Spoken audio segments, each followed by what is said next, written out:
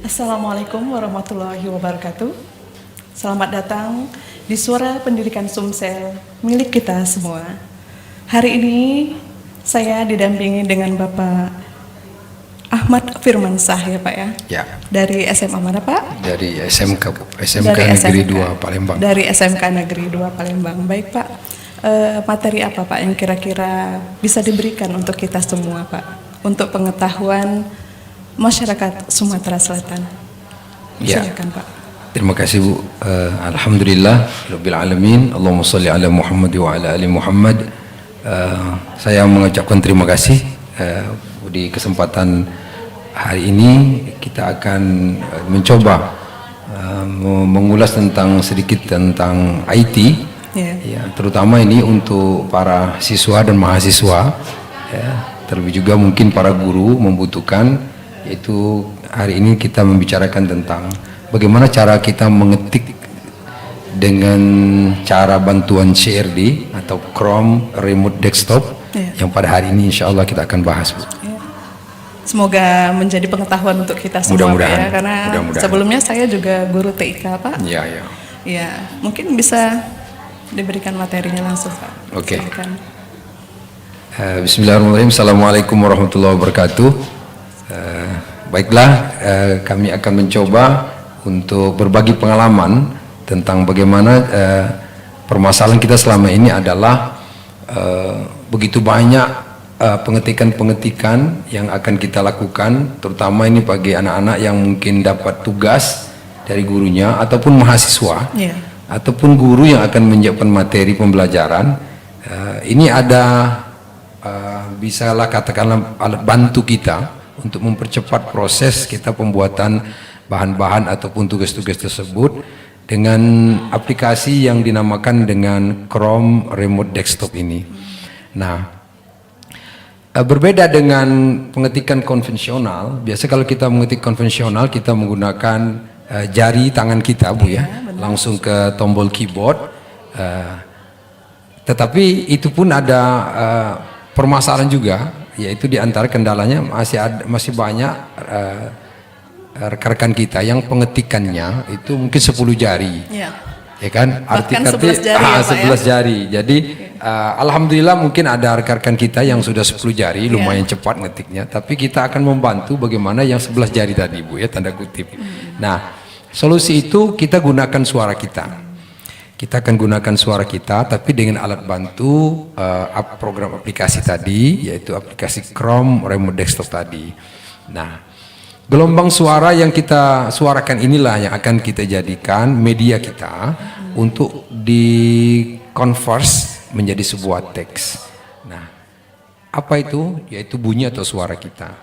Sebagaimana kita ketahui bahwa suara itu adalah getaran yang merambat sebagai gelombang akustik, sedangkan yang kita tahu bahwa gelombang akustik itu adalah gelombang mekanik longitudinal yang dapat menjalar melalui media padat, air maupun gas.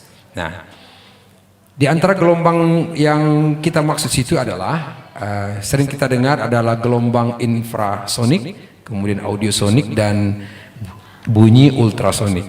Yang bisa kita dengar suara dan bisa di-convert oleh mikrofon atau aplikasi ini, yaitu bunyi audiosonik yang gelombangnya frekuensinya antara 20 sampai dengan 20.000 Hz. Nah, artinya kita menggunakan aplikasi ini juga kalau kita tidak menggunakan suara yang pas atau bisik-bisik ataupun terlalu keras, maka aplikasi ini juga tidak bisa jalan. Jadi berdasarkan intonasi juga. Iya, intonasi ya, juga. Kadang-kadang intonasi kita, misalnya kita menyebutkan sesuatu yang kurang pas, maka dia bisa berubah pengetikannya. Maka intonasi bicaranya itu mesti jelas dan dengan frekuensi yang standar normal lah yang bisa kita lakukan. Nah, begitu Bu. Jadi kalau seandainya kita nih Pak salah nih intonasi misalnya ya Pak ya, salah intonasi atau mungkin frekuensinya berubah, itu yang timbul nanti apa Pak kira-kira? Misalnya kita sebutkan bunga, kita menyebutkan kata bunga tapi mungkin kurang jelas, mungkin kita sebutkan nga-nya aja, maka dengan terpaksa kita harus mengedit secara manual. Nah, itu kelemahannya. Tetapi kalau kita jelas mengatakan itu bunga di taman, maka mudah-mudahan laptop kita atau PC kita akan komunikasi langsung dengan Android kita untuk mentransfer apa yang kita ucapkan. Nah, dalam hal ini kita perlu persiapan. Di antara persiapannya adalah kita harus menginstal dulu program Chrome Remote Desktop ini di HP kita maupun di laptop kita, Bu. Nah, kalau keduanya ini sudah ada program aplikasi ini, maka kita koneksi kedua alat kita ini, media kita ini dengan satu akun. Nah, tidak boleh. Misalnya Ibu punya 2 atau 3 akun, di akun laptop berbeda dengan di HP, maka tidak bisa juga dia connect. Jadi mesti disatukan akunnya. Nah, sudah kita install Chrome Remote Desktop kita di HP, kemudian di laptop kita juga, maka baru kita install. Setelah kita install, nanti dia minta PIN. PIN itu terserah, yang mudah saja kita ingat, misalnya 1 sampai 6. Password ya Pak ya? Ya, password di situ. Nanti antara password yang diberikan oleh HP kita atau dari Chrome tadi, dari aplikasi tadi, dia minta juga validasi yang ada di laptop. Bahwa kita kira-kira berkata, hey laptop, tolong kita kerjasama ini. Untuk tuan kita ini, untuk membantu dia dalam hal pengetikan menggunakan suara.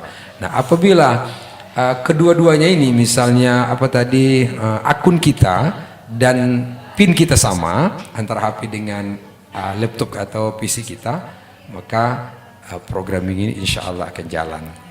Apakah itu tadi harus menginstal ya Pak ya? Kita harus menginstal di PC kita.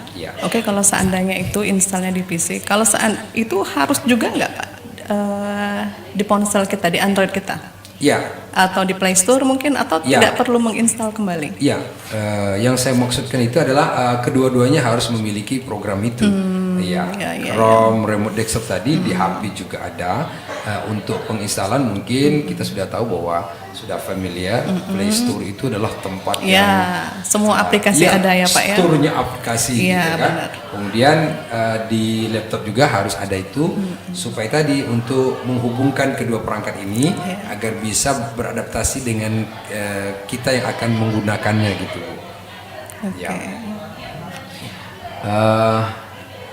Kemudian selanjutnya mungkin bisa saya tambahkan bahwa program aplikasi ini bisa kita hentikan, kita stop, kita pause sementara, mungkin kita ada sesuatu. Dan bukan ini saja, untuk tambahan pengetahuan saja bahwa kita juga bisa menggunakan Google Doc untuk pengetikan secara suara bisa tanpa menggunakan handphone. Tetapi kelemahannya adalah kita harus duduk di depan laptop terus. Itu bedanya. Benar. Tapi kalau kita menggunakan Android kita, laptop kita tetap di atas meja, kita bisa sambil masak. Gitu. Bisa ya Pak? Ada jarak nggak Pak itu kira-kira? Sementara saya belum mengukur jarak. Gitu. Tetapi kira-kira kalau jarak untuk hal ini, kira-kira samalah dengan sinyal lah kira-kira. Mungkin kalau sudah jauh agak jauh dari rumah sekitar 10 meter atau 20 mungkin lah agak berkurang. Artinya secara sinyal semakin dekat kita dengan sumber sinyal itu, maka insya Allah semakin sensitif gitu. Tapi kalau yang pakai handphone kita ini kita bisa jaraknya jauh.